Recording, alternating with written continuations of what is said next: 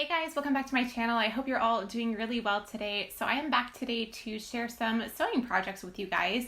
And today I have put together 3 really easy projects to use up some scrap fabric. I had a lot of scraps lying around left over from some recent projects that I didn't want to go to waste. So I thought it would be fun to try and make some little projects with them and then show you guys how I did it. These are all really easy. So if you're a beginner to sewing, these would be a great place to start. So let me show you what we're going to make today. So the projects I will be making in this video are a makeup bag. I really liked how this one turned out. I love the colors in that fabric. And then also a bow scrunchie. I've done scrunchies on my channel before, but this one's a little bit different with the embellishment. I think this is so cute. You might recognize this fabric from my skirt video last week. And then also a really simple knotted headband. This is really comfortable and cute. So if you want to see how I made any of these 3, please keep watching. So to get started on this makeup bag, I have 2 different pieces of scrap fabric, one for the outer bit and one for the lining, also some matching thread and a 7-inch zipper. Now because my zipper is 7 inches, I want my top of my bag to measure 7 inches when I am finished with it. So I am cutting this piece to be 8 inches across the top, leaving a 1/2 inch seam allowance, and then 11 inches across the bottom. And then I am angling these pieces along the side with my scissors so that it just has a nice angled line there. And then at the bottom of this piece, I am cutting out a little 2 by 2 inch square on either side. So this is the main shape that you want for this bag. And then I'm cutting 2 out of the outer fabric and 2 out of the lining. You can also find templates for this shape online, but I just decided to make mine with measuring. So next up, I'm going to apply the zipper. So I am placing the zipper face down across one side of the front and then adding the lining on top of that and then stitching it down with my sewing machine. This sandwiches the zipper between the 2 layers and it looks really nice and neat. Next up, I'm going to repeat that on the opposite side, so sandwiching the zipper again between the outer bit and the lining and then stitching it down. So now I want to top stitch along either side of my zipper to give it a really nice, neat, tidy look. So I'm just going to use a really narrow seam allowance to do this.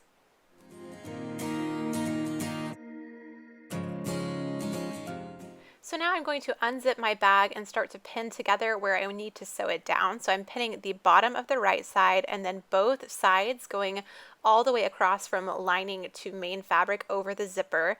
And then also just a little inch long section on either side of the bottom lining piece. So I'm stitching all of this down, leaving those little corners where we cut the square out completely unstitched. So now I'm going to deal with the square cutouts, and to do this I'm just opening those out and matching up my seams here. This is what makes the bag stand up and look really crisp and polished. So I'm going to pin this together here and then stitch across with a straight line across each corner, and this will just make it stand up and look really nice and neat.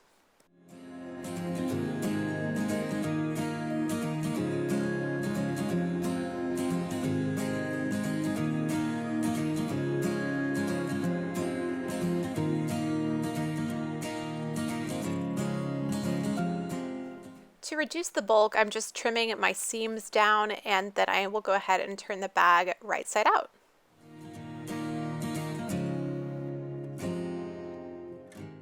So the last step for this bag is just to close up the lining, and I'm going to do that on my sewing machine. You could also do this by hand if you wanted the stitching to be invisible, but I think it'll blend in really well. So this is how the bag turned out. I really like it. It's a bit taller than most of my makeup bags, and I like that because you can fold it in half if you want to, but it can also hold taller products.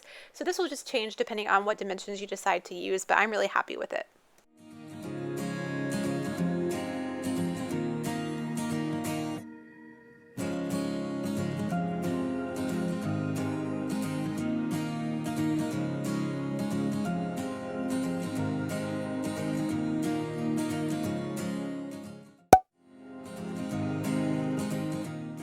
So next up I'm making a bow scrunchie, and I've made a lot of scrunchies on my channel before, but I thought it would be fun to embellish this one a little bit differently. So I've cut 2 different strips of fabric. The first one is 3 1/4 by 18 inches and the other one is 3 1/4 by 24 inches with the ends pointed off.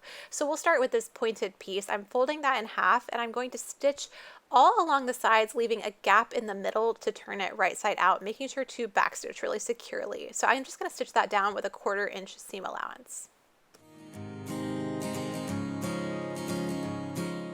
Once that is all stitched down, I'm going to turn it right side out. I like to use a knitting needle to help me get those corners really nice and sharp, and then press this really flat. It's going to look a lot like a ribbon.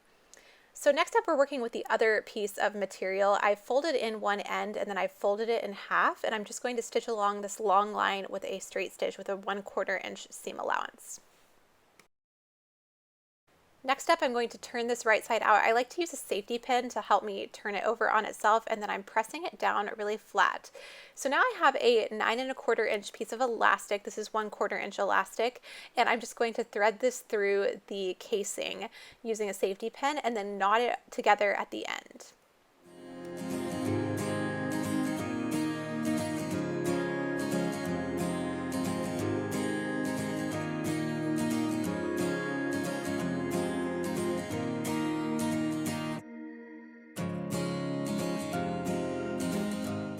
Once the elastic is knotted, take that raw edge and tuck it into the edge that is folded over, and then stitch this down really securely with a lot of back stitching.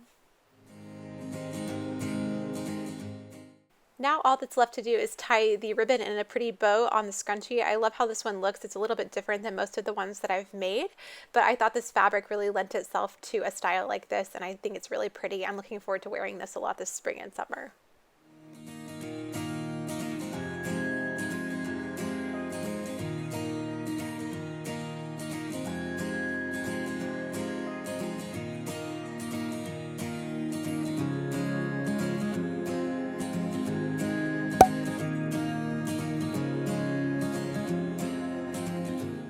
And last up today, I'm making a super simple headband. I had all of this fabric left over from a t-shirt, and I thought it would make a really cute headband. So I've cut a 5 by 26 inch piece of fabric, and I'm going to start by folding it in half and stitching it down, leaving a 2-inch gap of unstitched material at either end of the fabric. Then I'm going to turn it right side out, press it down, and then tie it in a cute knot in the center. I just like how this looks. I love the look of knotted headbands. Then I'm going to pin together both ends, opening it out where I've left that little bit unstitched, and stitch across this. I am using a zigzag stitch since this is a stretchy fabric.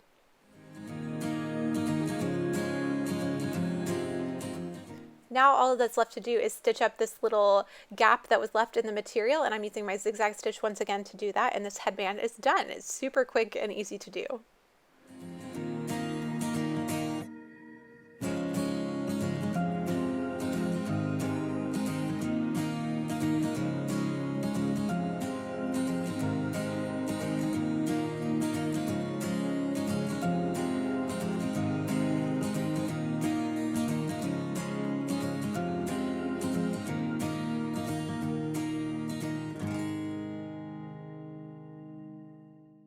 Alright guys, so that is going to be it for this video today. I really hope you enjoyed it. Let me know if you guys end up making any of these projects. I would love to see what you come up with and how you interpret them. So be sure to tag me if you post them on Instagram. My username over there is @JustLaurenJohnson, and I would love to see what you guys create. And if you're new to my channel and you aren't subscribed, I would love to have you subscribe for future content. I post a lot about sewing and thrifting. I am doing a year of no fast fashion, so if you are interested in any of that, I would love to have you along for future videos, and you'll help me reach my subscriber goal to get to 10,000 by the end of quarantine. I would really appreciate it. And if you've been watching for a while, thank you guys again so much for always coming back and for your support. I hope you're all doing really well and staying safe, and I will see you in my next video. Bye. Let the sun shine on the broken. Let the sun